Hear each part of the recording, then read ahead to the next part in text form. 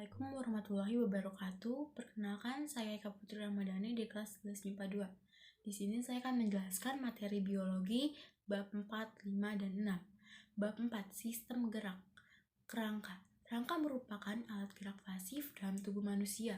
Rangka berfungsi sebagai menegakkan atau menopang berdirinya tubuh, melindungi bagian-bagian tubuh yang lemah atau lunak, tempat melekatnya otot-otot rangka atau otot lunak, memberikan bentuk tubuh sebagai alat gerak pasif, sebagai tempat pembentukan sel-sel darah, dan sebagai tempat cadangan atau penimbunan kalsium dan fosfat.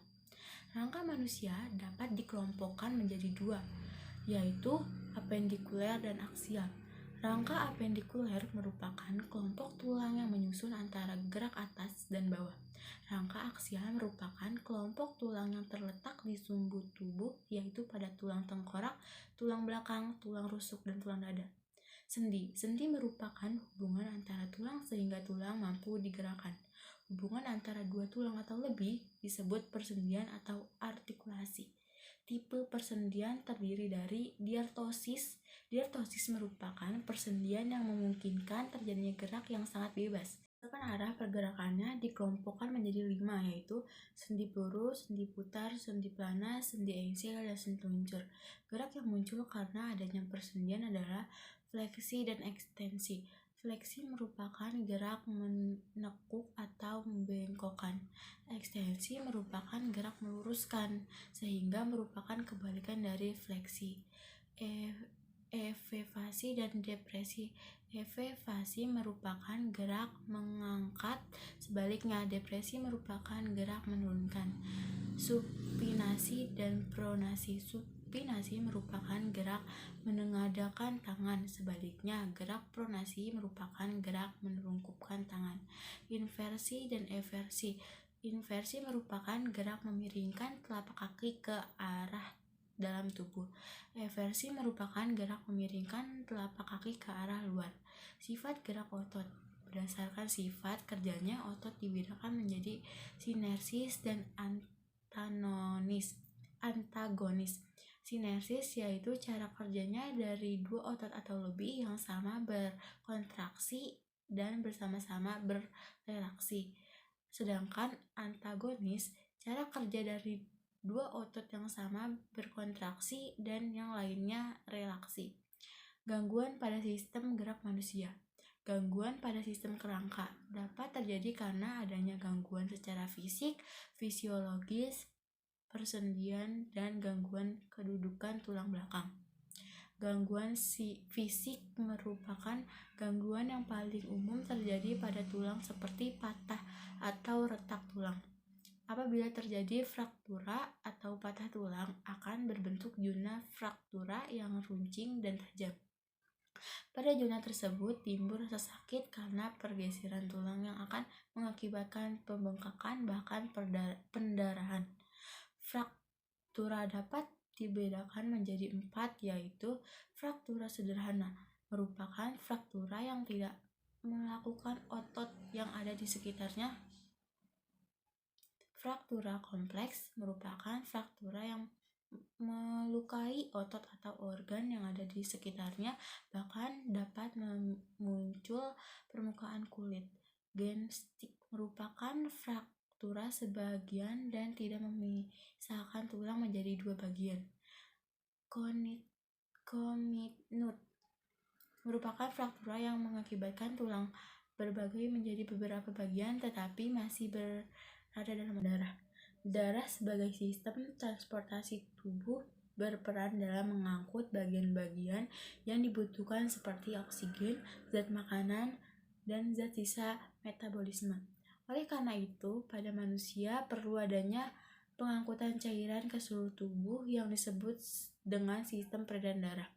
Darah yang mengalir ke seluruh tubuh memerlukan organ-organ pendukung seperti jantung, pembuluh darah, dan limfa. Darah merupakan medium transportasi sistem sirkulasi. Terdiri atas dua jenis, yaitu sel-sel darah yang berbentuk padatan dan plasma darah yang berbentuk cairan. Plasma darah merupakan komponen darah terbanyak, 55% sampai 60% mengandung 90% air dan 10% sisanya merupakan protein darah, albumin, globin, dan fibrinogen.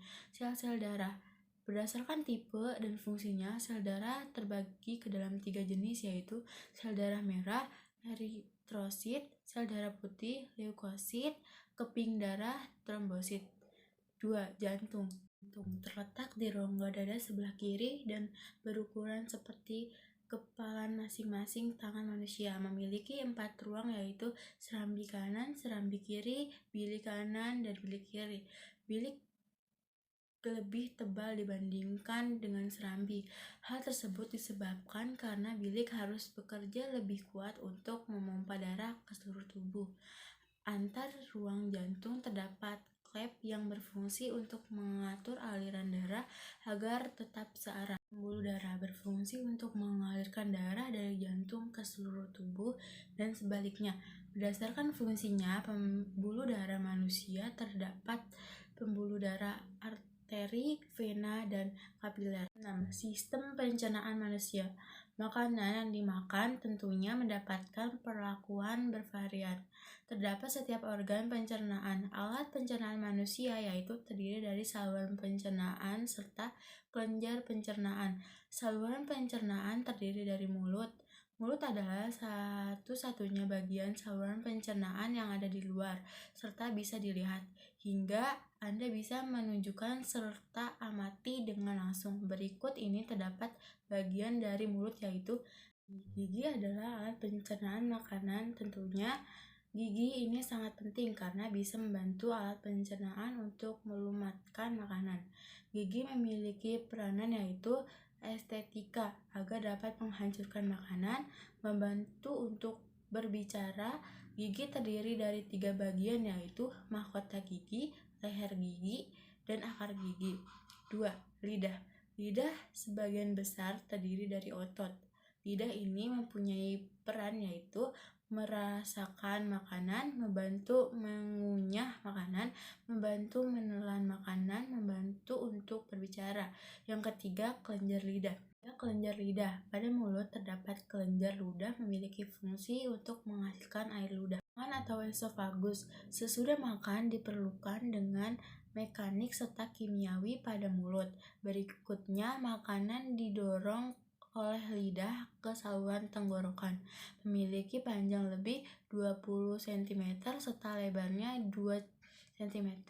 Pada kerongkongan tersebut, makanan hanya lewat kisaran kurang lebih 6 detik. Saluran itu, makanan didorongkan pada lambung.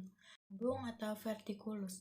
Lambung memiliki ukuran sekepal tangan serta terletak pada dalam rongga perut bagian kiri, di bawah sekatan rongga badan. Lambung terdiri dari 3 bagian, yaitu cardix, fundus, sama pylorus. Hati terletak pada bagian kanan atas rongga perut pada bawah diafragma. Usus halus. Saluran pencernaan makanan paling panjang. Panjangnya kisaran 6,5 meter serta lebarnya 25 mm merupakan usus halus. Usus besar. Usus besar isinya kumpulan berjumlah cairan. Tritulan mikroba tersebut memiliki fungsi pada proses pembungkusan anus. Makanan. Makan berlebihan bisa mengakibatkan tubuh menjadi gemuk. Sebaliknya, kekurangan makanan menjadikan tubuh kurus. Makanan harus memiliki kandungan unsur-unsur yaitu karbohidrat. Makanan pokok ini sebagian besar penduduk Indonesia yaitu berupa nasi. Karbohidrat yang tersimpan pada tumbuhan serta merupakan suatu hasil sintetik organik memiliki kandungan unsur-unsur H, C, serta O menjadi organik.